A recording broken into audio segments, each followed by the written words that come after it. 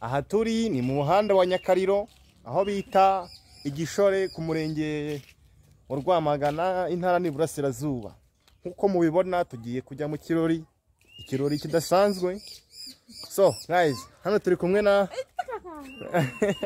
agize isoni akaba arirutse.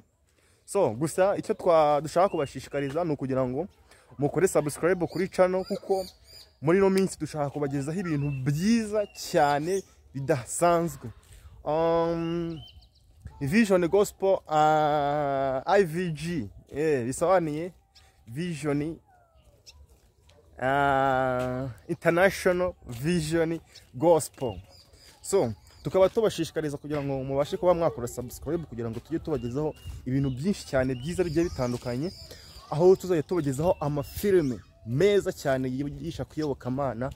Gusa aho muri no minsi tumaze kubona abantu benshi bamaze kuva mu byizerwa, bamaze kuba abanyabyaha cyane, basigaye bikorera ibintu byose bumva bishakiye aho kugira ngo basenga Imana. So uyu munsi rero tukaba dushaka ko ngewe na mugenzi wanjye Munyaneza Jonas tukaba twaratekereje ko icyo gikorwa kugira ngo tujye tukibagezaho 5 kuri 5, kugira ngo buri wese udasoma Bibiliya se cyangwa se utumva ibijyanye na Bibiliya ajye abasha kunyurwa n'ibintu azajya abona bibasha kuba byamwigisha Bibiliya ibintu byinshi cyane.